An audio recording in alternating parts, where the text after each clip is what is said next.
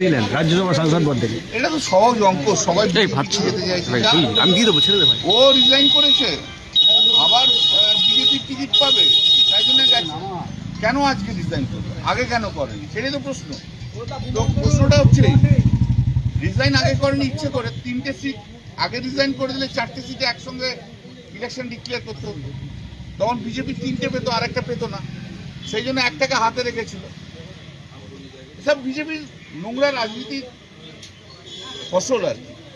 এখন এটা করলো, এরপরে একটা হবে, তখন বিজেপি পাবে।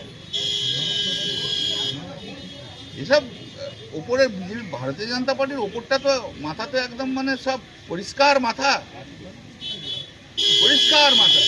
কিভাবে ভারতবর্ষের গণতন্ত্রকে নষ্ট করতে হয়, কিভাবে ভারতবর্ষের এমপিদের কিনতে হয়, কখনো সহজ পথে, কখনো বাঁকা পথে। এর বাইরে আর কি আছে ভারতীয় জনতা পার্টি? এটা চলবে কিছুদিন, সহ্য করতে হবে। ভারতবর্ষের মানুষ নিঃসন্দেহের উত্তর দেবে। ভারতবর্ষের মানুষ এই রাজনীতিতে কখনো দেখেনি, আর পশ্চিমবাংলার মানুষ তো কোনোদিন দেখেইনি। পশ্চিমবাংলা চিরকাল শিক্ষা, সংস্কৃতি এবং রাজনীতিতে সম্মান পেয়ে রাজনীতি, পশ্চিমবাংলার রাজনীতিবিদদের দেখে মানুষ, ভারতবর্ষের মানুষ শ্রদ্ধা করত। আমি যখন মেম্বার অফ পার্লামেন্ট হয়ে গেলাম 2009-এ, তখন সবাইকারই একটা রিয়াকশন, बंगाल से आया है ना, बंगाल से आया है, सोमनाथ चैटर्जी था इधर, स्पीकर था, कितना अच्छा।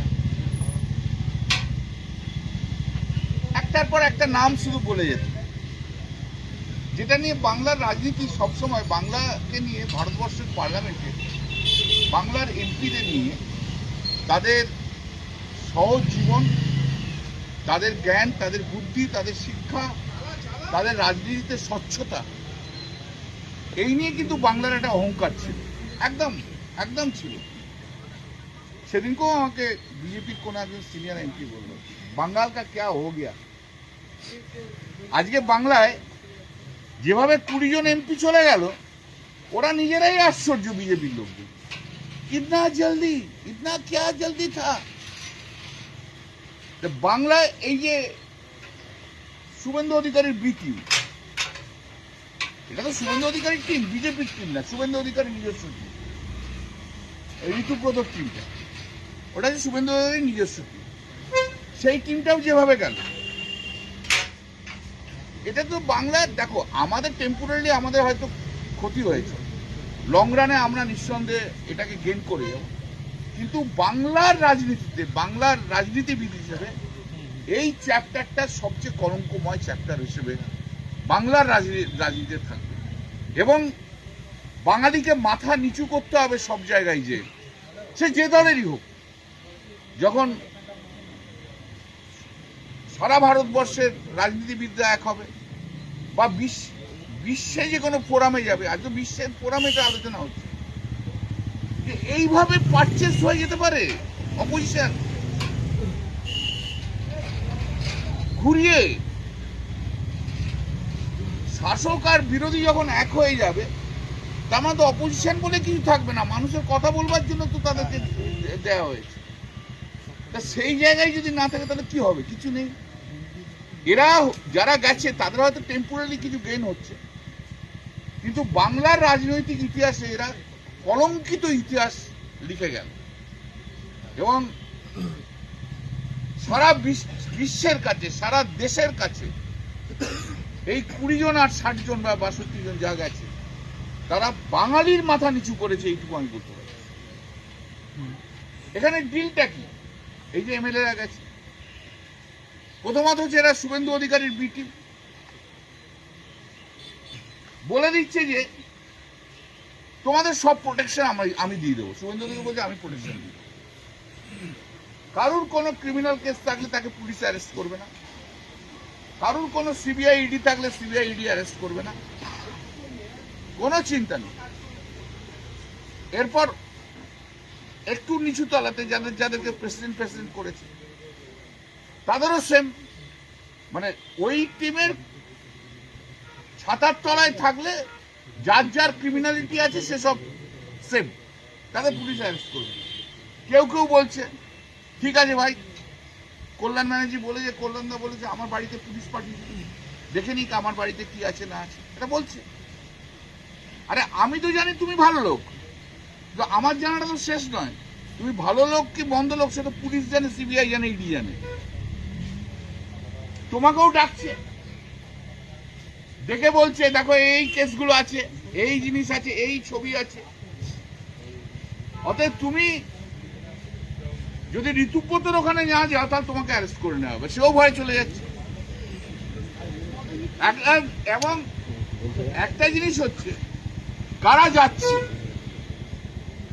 যাদের কোথাও না কোথাও একটা ক্রিমিনাল কেস আছে, ছোট বড় মাঝারি ক্রিমিনাল কেস আছে, এবং এখানে ক্রিমিনাল কেস মানে ফাইন্যান্সিয়াল ইমপ্লিকেশন এখানে জড়িত রয়েছে। সেই ফাইন্যান্সিয়াল ইমপ্লিকেশনে জড়িত থাকাতে তারা ইনভলভমেন্ট রয়েছে, অতএব তাদেরকে নিয়ে নিচ্ছে। পশ্চিমবাংলায় শুনে নিন না মশাই, শুনে নিন না, আপনি অত জানেন না আমার মতো, আপনি শুনে নিন। পশ্চিমবাংলায় এখনো পর্যন্ত, আজ পর্যন্ত 14,000 ক্রিমিনাল কেস তৈরি করেছে, দিয়েছে আড়াই মাসে। কত? 14,000 ক্রিমিনাল কেস তৈরি করেছে। এবার এই 14,000 ক্রিমিনাল কেসে যারা ওদের সঙ্গে অ্যাডজাস্ট করছে তাদের সঙ্গে সঙ্গে বেল হয়ে যাচ্ছে, যারা করছে না তাদের অ্যারেস্ট করছে।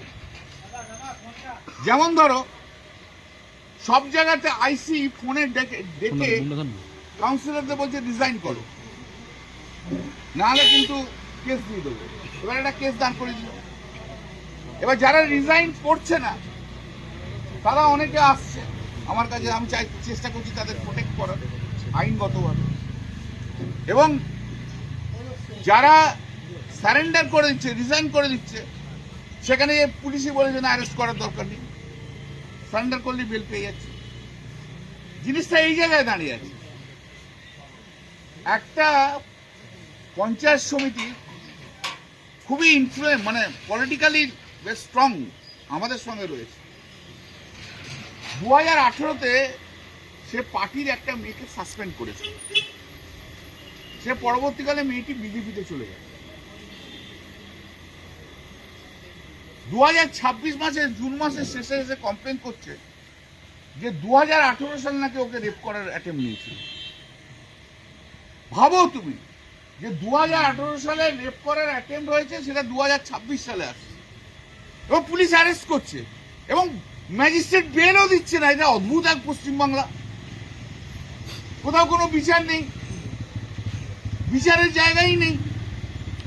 ভাবা যায় 8 বছর পর কেউ রেপ অ্যাটেম্প টু রেপের চার্জ দিচ্ছে আর পুলিশ সঙ্গে সঙ্গে অ্যারেস্ট করছে, আর ম্যাজিস্ট্রেটগুলো বলছে না বেল দেবো না। আমরা কোথায় আসছি, কোন পশ্চিমবাংলা? ডেলি করছি, ডেলি দেখছি, অভিজ্ঞতা থেকে যা খবর আসছে সেই থেকে আমরা বলছি। মনীশ গুপ্ত তো চলে গেল, যাই যাচ্ছি যাক না, কোনো অসুবিধা নেই, যারা যারা যাবার যাক। পশ্চিমবাংলার মানুষ বিরোধী দল বলতে, বিরোধী নেত্রী বলতে এই মুহূর্তে একমাত্র মমতা বন্দ্যোপাধ্যায়কে চেনে। এবং পশ্চিমবাংলার মানুষের ভালোবাসা, এই যে 41% ভোট দেখছো, 41% ভোটটা হয়েছে মমতা বন্দ্যোপাধ্যায়। পরিশ্রম করা যারা ছেলেরা রয়েছে তৃণমূল কংগ্রেসে, যারা দিদির সঙ্গে রয়েছে, তাদেরকে মানুষ গ্রহণ করছে, আর কাউকে গ্রহণ করছে না। এগুলো সব টেম্পোরারি, ভীষণ টেম্পোরারি। দেখতে থাকুন, জানতে থাকুন।